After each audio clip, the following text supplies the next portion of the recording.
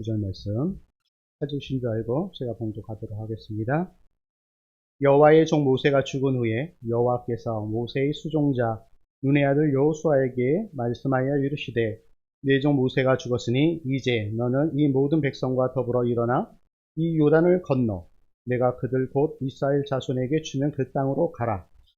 내가 모세에게 말한 바와 같이 너희 발바닥으로 밟는 곳은 모두 내가 너희에게 주었노니 곧 광야와 이 레바논에서부터 큰 강, 곧 유브라데 강까지 헷 족속의 온 땅과 또 해지는 쪽 대해까지 너희의 영토가 되리라. 내 평생에 너를 능히 대적할 자가 없으리니 내가 모세와 함께 있었던 것 같이 너와 함께 있을 것임이니라.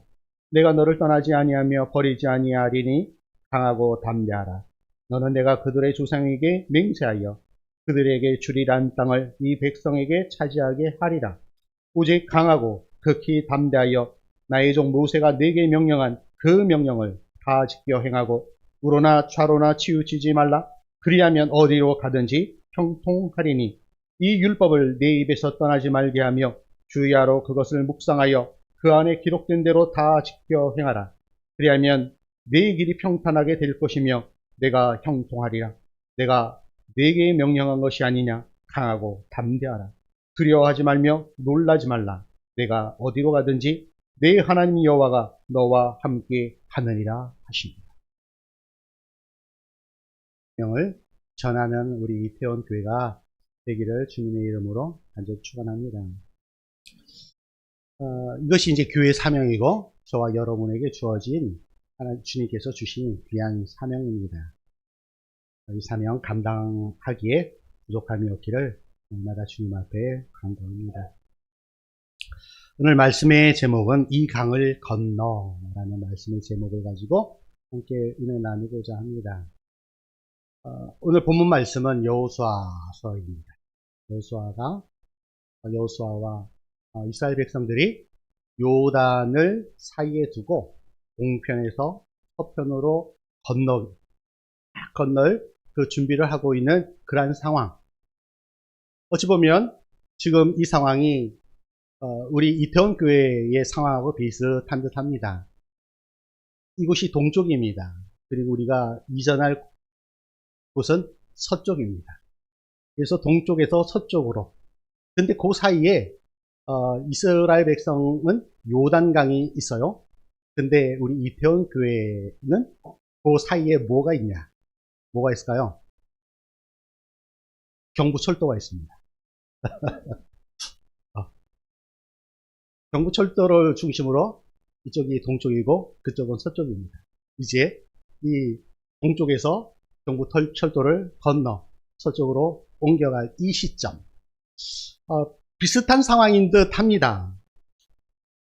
지금 우리 이태원 교회는 지금 중요한 순간에 서 있습니다. 내일 교회가 이사하게 되고 서빙구에서 원효로 삼가의 시대를 목전에 두고 있는 그런 상황입니다. 교회 이전이라는 현실은 단순한 건물 이동이 아니라 믿음과 순종의 발걸음을 요구하시는 하나님의 부르심이다라고 할 수가 있습니다. 그런 의미에서 오늘 본문은 우리에게 상황적으로나 영적으로나 참으로 중요한 말씀임을 믿습니다. 오늘 본문 여호수아 1장은 우리가 잘 알듯이 이스라엘 백성들이 요단강 앞에 멈춰 서 있는 장면으로부터 시작이 됩니다. 이미 모세는 죽었고 그들은 아직 약속의 땅에 들어가지 못했습니다. 바로 그때 하나님께서 여호수아에게 이렇게 말씀하십니다.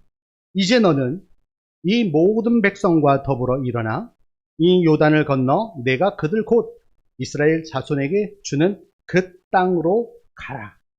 이렇게 말씀을 하시는데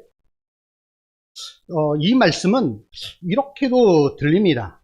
이제 너희들은 여기에 멈춰 서 있지 말고 머뭇거리지 말고 이 강을 건너 내가 너희에게 약속한 그 약속의 땅으로 이제 건너가라. 새로운 길은 끝이 아닌 시작에서 열린다라고 할 수가 있습니다. 오늘 본문 1절은 이렇게 또 시작을 합니다. 여호와의 종 모세가 죽은 후에 모세의 수종자 눈의 아들 여호수아에게 말씀하여 이르시되.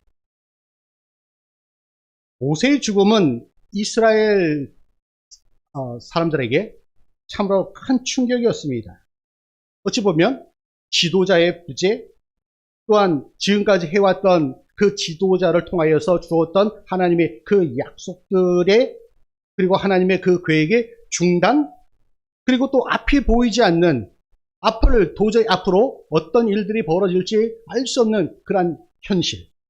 그러나 하나님은 이렇게 말씀하십니다.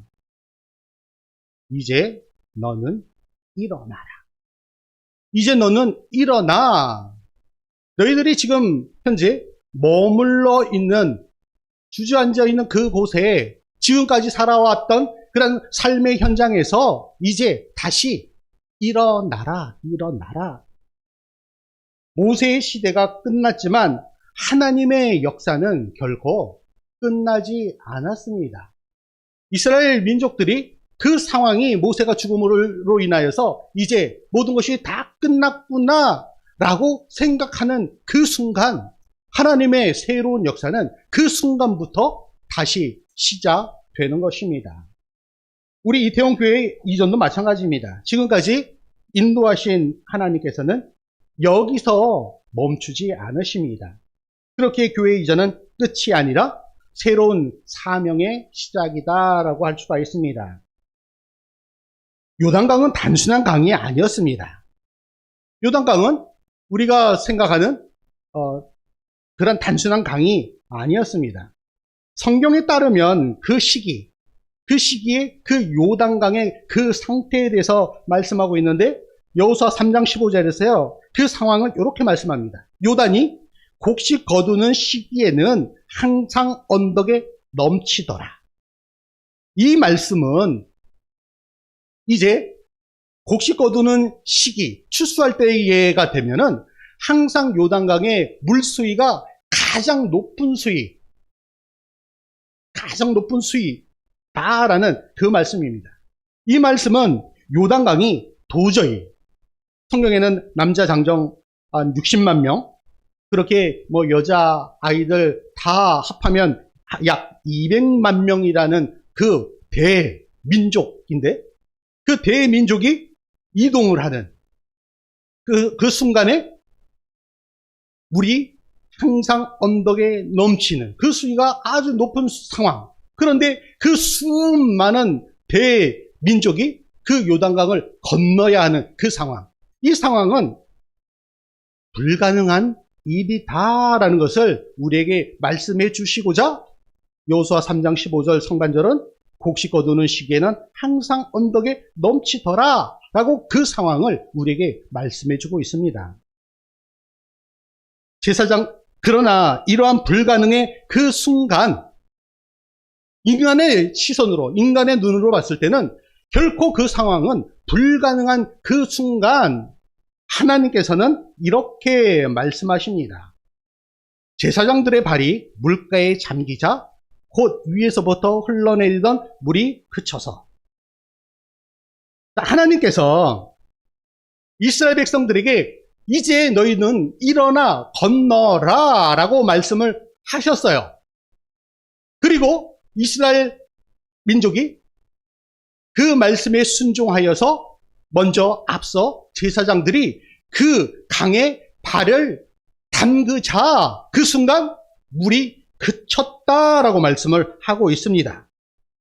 또한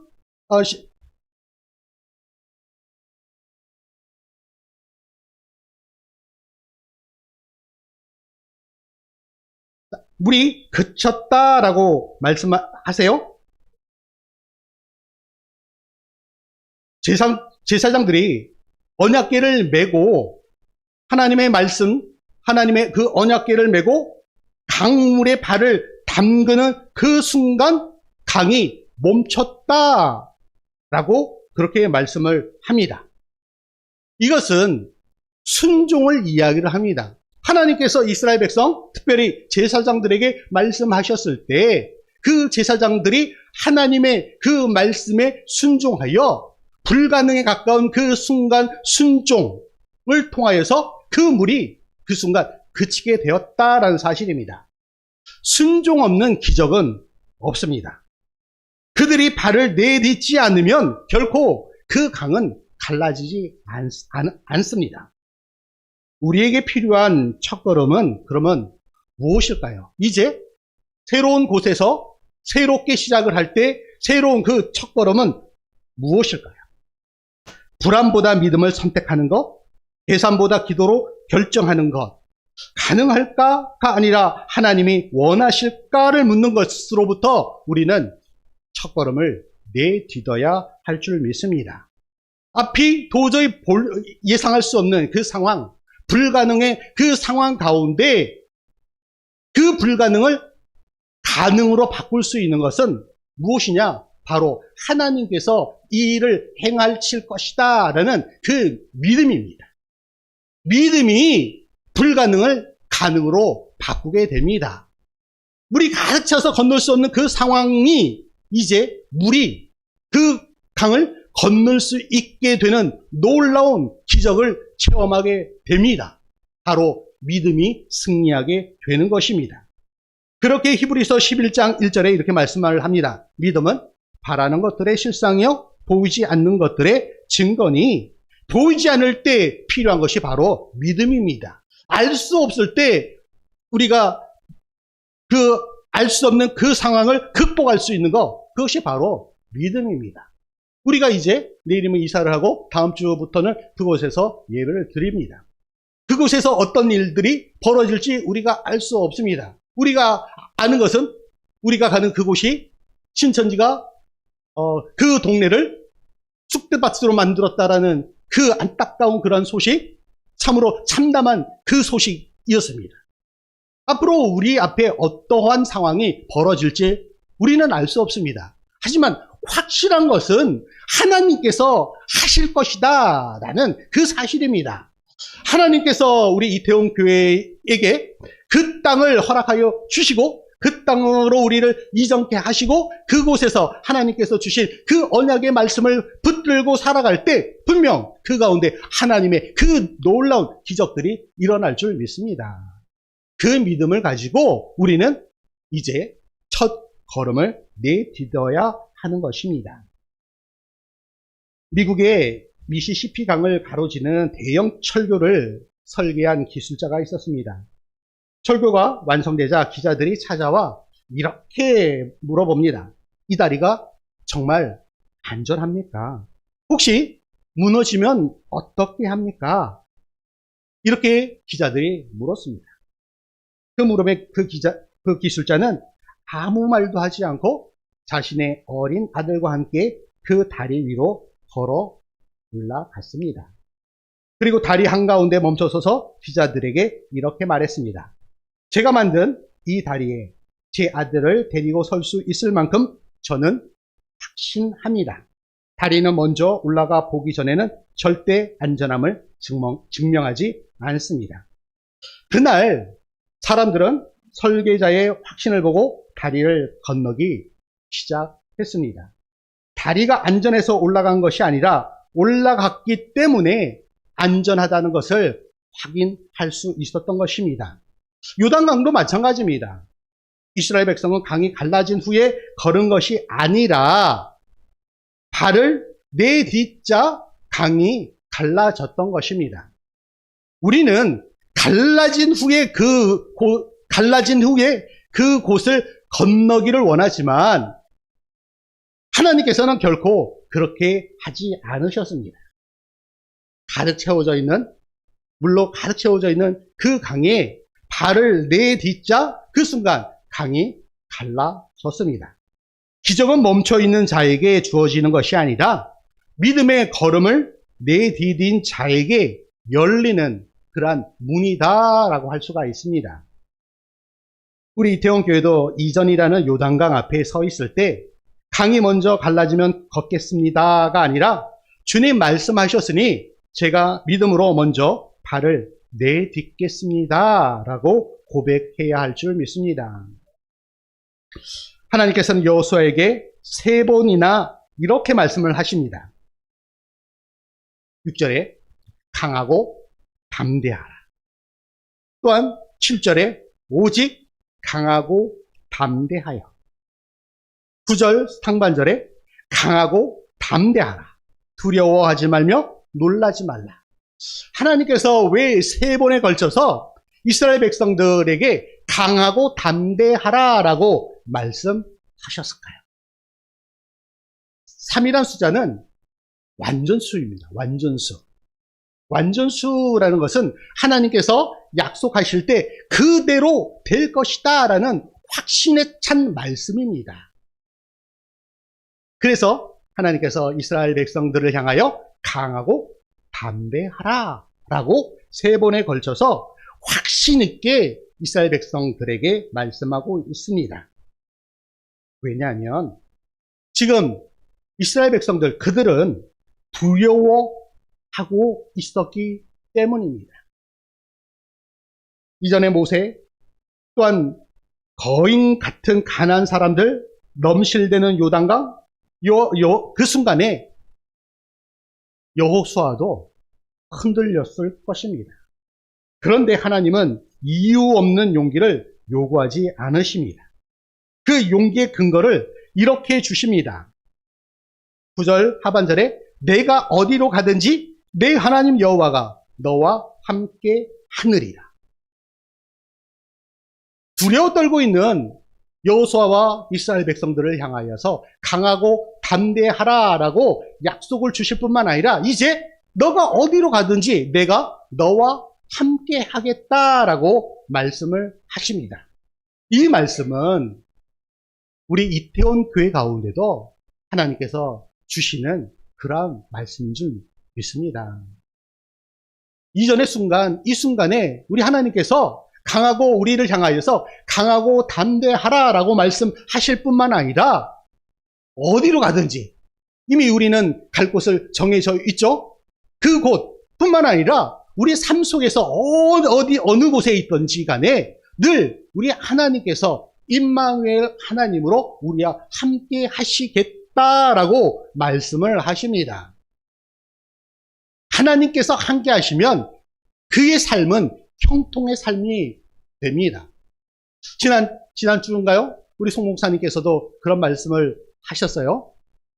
형통이라는 것은 하나님께서 함께 하시고 그 하나님께서 함께 하심이 많은 사람들에게 증거되어지는 것. 그것이 바로 형통이다. 형통이다. 우리가 잘 먹고 잘 살고 물질이 많고 명예가 높고 이러한 삶이 형통이 아니라 하나님께서 나와 함께 하시는 그 삶이 바로 형통한 삶이다라는 사실입니다. 형통의 삶이 하나님으로부터 나에게 온 뿐만 아니라 나를 통하여서 많은 사람이 이 사람이 하나님과 함께 하는 사람이구나라는 것을 세상 가운데 보여주는 것, 그것이 바로 형통한 삶이다라는 사실입니다. 우리 이제 이곳뿐만 아니라 그곳에서도 하나님께서 우리와 함께 하시니 우리의 삶이 더욱더 형통한 삶을 살고 그리고 형통한 삶이 세상 가운데 증거되어지는 그러한 삶을 살아가기를 주님의 이름으로 간절히 축원합니다. 용기는 결코 환경에서 나오는 것이 아니라 누가 함께 하시는가에서 나옵니다. 교회 이전의 길도 마찬가지입니다. 우리가 완벽해서 가는 것이 아니라 하나님께서 함께 하시기 때문에 우리가 그곳을 향하여 나가는 것입니다. 우리 교회도 마찬가지입니다. 물질이, 환경이, 사람이 모든 것이 준비되면 가겠습니다가 아니라 주님께서 우리에게 명령하셨으니 비록 준비되어지지 않아도 믿음으로 그 길을 걸어가겠습니다 라고 우리가 이 순간 고백해야 할 때입니다. 19세기 선교사 허드슨 테일러가 중국으로 떠날 때 많은 사람들이 말렸습니다. 허드슨 테일러는 대학교의 교수의 삶, 어떻게 보면 가장 안전하고 평안한 삶을 살고 있었습니다. 그런데 그가 중국으로 선교사로 떠난다고 했더니 주위에 많은 사람들이 말렸습니다. 길이 보이지 않는데 어떻게 갑니까? 그곳은 미지의 세계, 한 번도 경험해 보지 못한 그 세계인데 어떻게 그곳을 갈 수 있습니까? 라고 많은 사람들이 그렇게 말리면서 이야기를 했습니다. 그러자 허드슨 테일러는 이렇게 대답을 했습니다. 길이 보이기 때문에 가는 것이 아닙니다. 하나님께서 그곳에 계시기 때문에 가는 것입니다. 그는 배에 올라타며 이렇게 기도했습니다. 주님, 요단을 건너는 믿음을 주옵소서.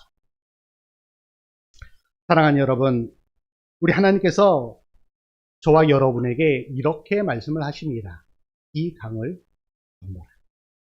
강을 건넌다라는 것은 장소 이전이 아니라 우리의 믿음의 이동입니다. 낯선 곳으로 가는 것이 아니라 약속을 향해 나아가는 것입니다. 우리의 시선이 건물에만 있지 않기를 바랍니다. 우리가 바라볼 것은 새 건물이 아니라 새로운 하나님의 일하심, 새롭게 일하실 하나님의 그 놀라운 능력, 그것을 바라보아야 할 때입니다. 새로운 곳, 새로운 환경, 새로운 여건, 새로운 사람, 모두가 새로워하실 것입니다.